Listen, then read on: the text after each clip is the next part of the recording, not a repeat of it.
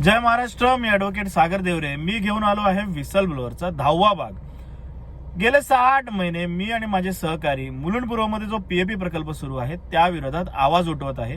विविध मार्गातून आम्ही आंदोलन करत आहोत. परंतु काही लोकांचं असं म्हणणं आहे की तुम्ही फक्त पीएपीलाच विरोध करताय, तुमचा विरोध कधी प्रायव्हेट डेव्हलपमेंटला दिसला नाही.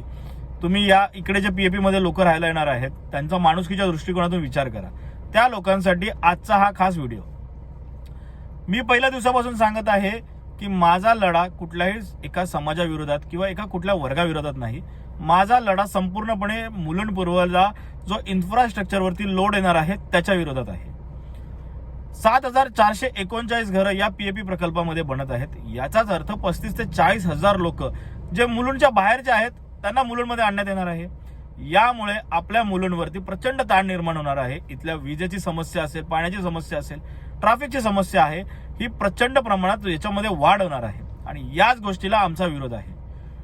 मुंबईमध्ये आधी ज्या झोपडपट्टी होत्या, ज्याला आपण स्लम बोलतो, त्या आडव्या होत्या, ज्या पसरत चालल्या होत्या. आज मुंबईमध्ये जागा नसल्यामुळे आता मुंबई महानगरपालिका असो या राज्य सरकार असो या व्हर्टिकल स्लम तयार करत आहे, असाच माझा ठाम मत आहे आणि याच गोष्टीला माझा विरोध आहे.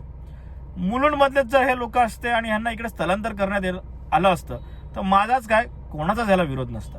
परंतु हे लोक 35 ते 40 हजार लोक हे मुलुंडच्या बाहेरून येणार आहेत.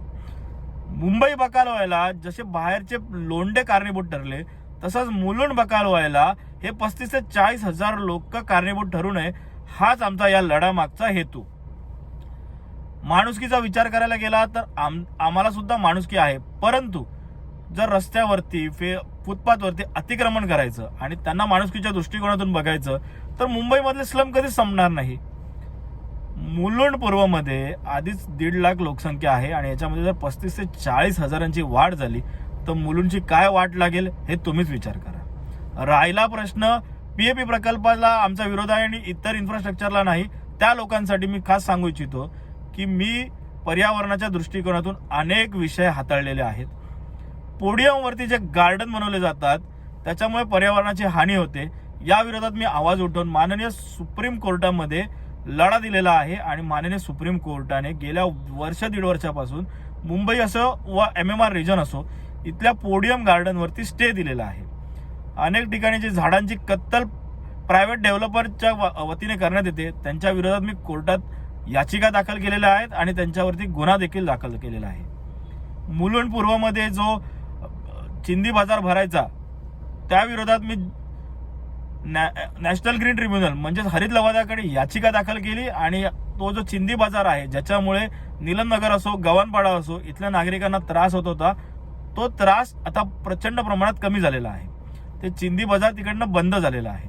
अनेक ठिकाणी जे रेडीमिक्स कॉन्क्रीट प्लांट असतात त्या विरोधात मी आवाज उठवलेला आहे आणि रेडीमिक्स कॉन्क्रीट प्लांट जे पर्यावरणाला हानिकारक होते ते बंद करण्यात आलेले आहे. त्यामुळे ज्या नागरिकांना असं वाटत असेल की मी फक्त पीएपी प्रकल्पाला विरोध करत आहे त्यांना मी सांगतो की तुम्ही कधीही या माझ्या ऑफिसमध्ये येऊन भेटा. मी तुम्हाला मी करत असलेल्या जे लढे आहेत त्याबाबत माहिती देईन. त्यामुळे कृपया करून लोकांमध्ये गैरसमज पसरवू नका. आमचा लढा हा आपल्या मुलुंडसाठी आहे आणि तुम्ही एक गोष्ट लक्षात ठेवा, जर हे 35 ते 40 हजार लोक मुलुंडमध्ये आले तर आपल्या मुलुंडला आपल्या मुलुंडचं जे बकालीकरण आहे या 35 ते 40 हजार लोकांमुळेच होणार आहे. त्यामुळे आमच्या लढ्यामध्ये तुम्ही कृपया करून साथ द्या.